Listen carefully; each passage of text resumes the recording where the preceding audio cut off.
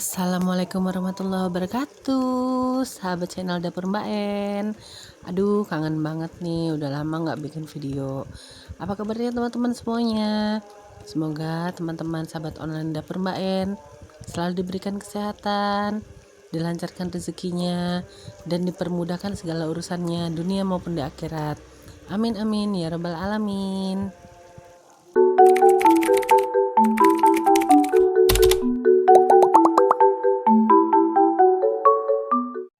Nah, teman-teman, saya di sini mau masak dulu. Seperti biasa, teman-teman, saya mau masak buat menu makan malam keluarga Dapur Mbak En ya, teman-teman. Oh ya, teman-teman, mungkin ada sekitar 2 mingguan ini saya tidak membuat konten ya, teman-teman. Karena saya juga pasca pemulihan habis sakit ya, teman-teman. Nah, teman-teman, sambil lihat saya potong-potong sayuran, saya mau sedikit bercerita ya, teman-teman. Kenapa saya selama 2 minggu ini tidak membuat konten? Karena saya habis pasca pemulihan ya, teman-teman.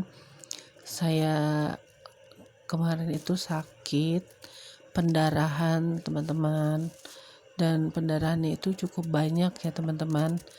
Jadi saya bed rest aja di rumah dulu ya, teman-teman, istirahat seperti itu. Saya tidak ngapa-ngapain karena saya takut juga, teman-teman, kenapa-kenapa.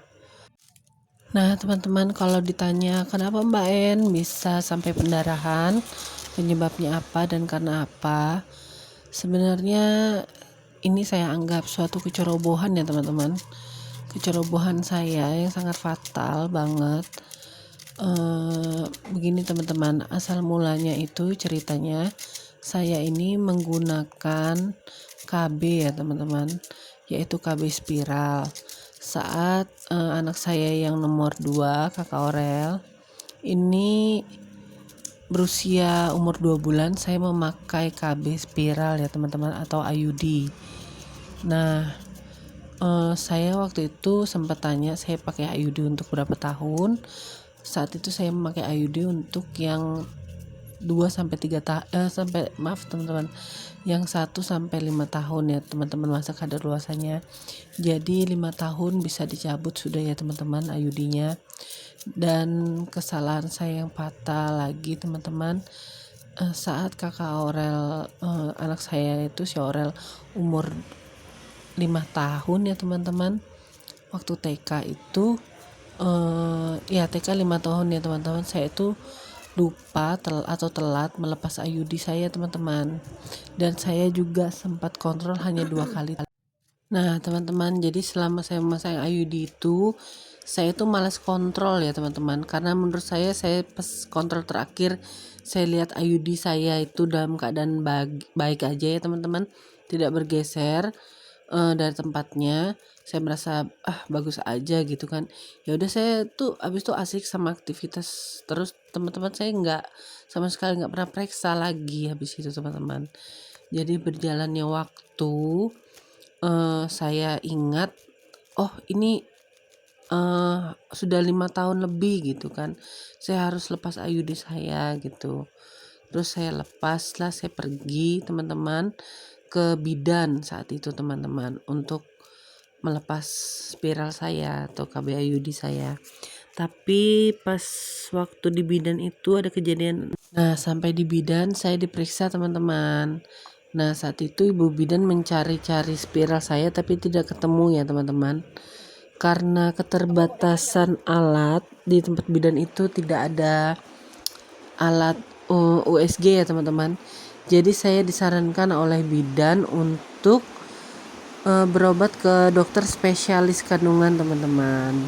Jadi saya putuskan untuk bulan depannya saya ke sana. Nah, setelah bulan berikutnya saya pergi ke dokter spesialis ya, teman-teman, spesialis kandungan di suatu rumah sakit di kota saya ya, teman-teman.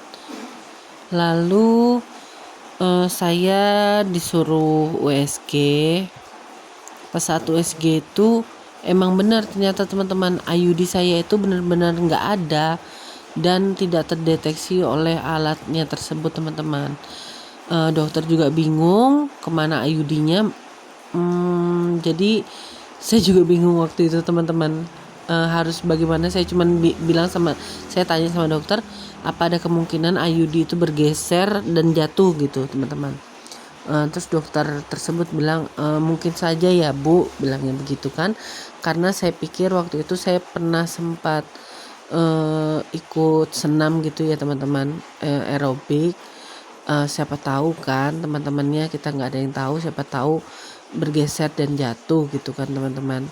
Itu menurut pendapat saya, bukan dokternya ya teman-teman. Jadi saat itu juga saya masih belum puas sama hasil dokter itu teman-teman sebenarnya. Nah, saat itu teman-teman, mumpung saya masih di dokter itu, terus saya bilanglah sama dokternya begini, "Dokter, tolonglah saya dokter. Saya bingung kenapa kok IUD ini tidak ada," gitu kan. Terus bilang dokter, "Oke Bu, saya ada satu lagi, maksudnya satu macam cara lagi biar mengetahui benar-benar ada atau tidak ada gitu nah teman-teman." Jadi dimasukkan alat dari, maaf ya teman-teman, dari bawah, nama alatnya apa ya? Transvaginal gitu ya teman-teman. Terus dimasukkanlah alat itu untuk mengetahui lebih detail keberadaan alat itu benar ada atau IUD saya masih ada atau tidak teman-teman dengan alat itu. Maaf ya teman-teman kalau beribet saya ngomongnya. Jadi saat dimasukkan alat transvaginal itu juga kata dokternya itu nggak ketemu sama sekali teman-teman. Keberadaan KB IUD saya itu benar-benar nggak ada sama sekali teman-teman. Jadi saya sempat kecewa ya teman-teman, atau dan bertanya-tanya di pikiran saya kemana gitu. Saya takut juga teman-teman kan, kalau memang jatuh, kalau memang benar jatuh ya udah kan, saya pasrah aja sih saat itu teman-teman. Nah dari situlah saya, menurut saya, ini saya ke bidan juga katanya nggak ada, ke dokter juga nggak ada. Ya udah deh, saya udah frustasi kan. Menurut saya, masa siapa lagi saya percaya, dokter sampai USG udah nggak ada kan. Ya udah, terus saya nggak mau jadi beban pikiran saya nggak mau stres. Terus saya tetap menjalankan kehidupan saya hari-hari seperti biasa teman-teman. Saya anggap aja itu emang nggak ada udah teman-teman. Tapi saya masih di pikiran saya tuh masih ragu banget gitu ya teman-teman. Nah, terus kecobaan saya yang kedua itu teman-teman, karena saya merasa saya sudah pergi ke dokter, ke bidan, dinyatakan tidak ada KB IUD saya. Lalu saya sampai bertahun-tahun saya biarkan lah teman-teman. Nah, sampai tahun 2023 ini saya mengalami pendarahan. Jadi 2 bulan belakangan ini saya mengalami menstruasi itu tidak teratur ya teman-teman. Sebulan itu kadang saya dapat menstruasi itu 2 kali dalam sebulan. Maaf ya teman-teman. Jadi saya tuh, menurut saya kok nggak wajar, nggak seperti bulan-bulan biasanya. Kan saya cuma dapat 1 bulan sekali ya teman-teman. Nah, bulan ini tadi, awal bulan, saya mendapatkan haid itu teman-teman, lebih tidak normalnya lagi teman-teman.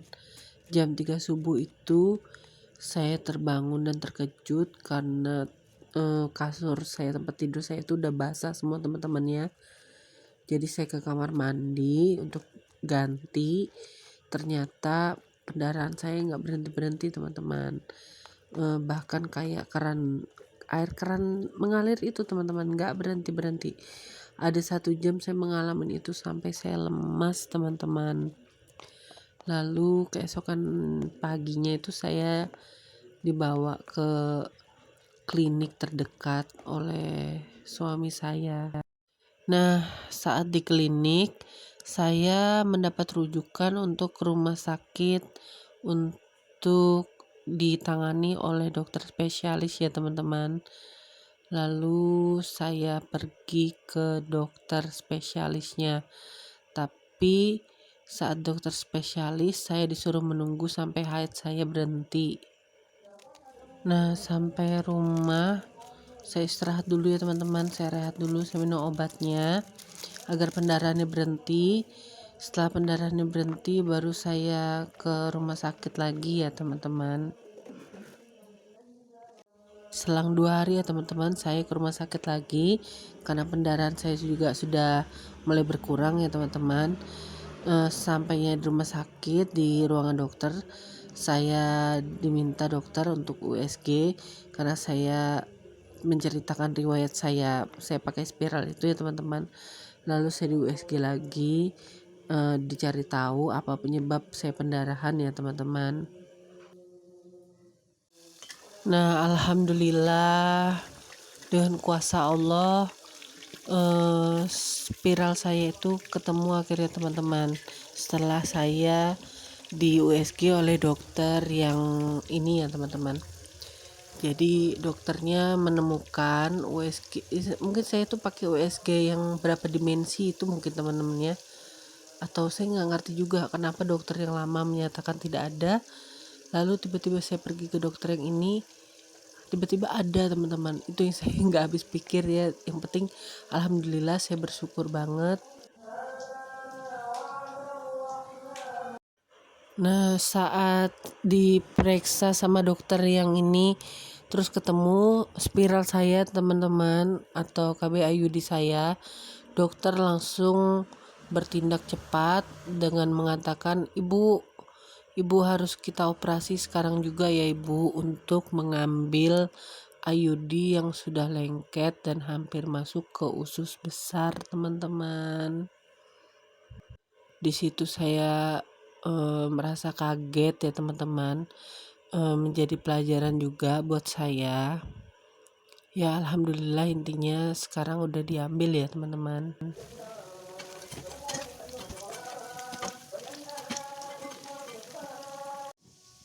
Intinya pesan saya teman-teman, buat teman-teman yang menggunakan kontrasepsi seperti saya IUD, rajin-rajinlah kontrol berapa bulan sekali, kan pasti ada jadwalnya dari dokter ya teman-teman, untuk memastikan letak IUD-nya. Sebenarnya saya mau ngeliatkan teman-teman bentuk IUD yang saya gunakan dan saat saya diambil itu IUD-nya seperti apa. Tapi mungkin next video ya teman-teman saya kasih lihat. Nah, ini saya masakan saya udah hampir selesai teman-teman. Di sini saya nyambal sambal biasa aja ya teman-teman, bawang merah, bawang putih, lombok, dan tomat terasi juga teman-teman ya. Seperti biasa sambal kesukaan saya seperti ini teman-teman. Nah, ini juga anak saya mau makan pakai bumbu pecel katanya, sayur ya teman-teman. Saya menceritakan pengalaman saya ini tegang juga ya teman-teman. Nah, alhamdulillah teman-teman udah masak menu sederhana di dapur Mbak En, ikan asin, kangkung sama kol yang saya rebus, terus saya buat bakwan jagung juga teman-teman, ada tempe gembok. Nah, kayaknya sampai di sini dulu ya teman-teman, karena durasinya udah panjang banget. Next time saya cerita lagi teman-teman. Makasih ya teman-teman yang udah nonton sampai selesai. Intinya sehat itu mahal ya teman-teman. Semoga teman-teman semua selalu diberikan kesehatan. Amin amin ya rabbal alamin. Saya makan dulu ya teman-teman. Wassalamualaikum warahmatullahi wabarakatuh. Sampai jumpa lagi.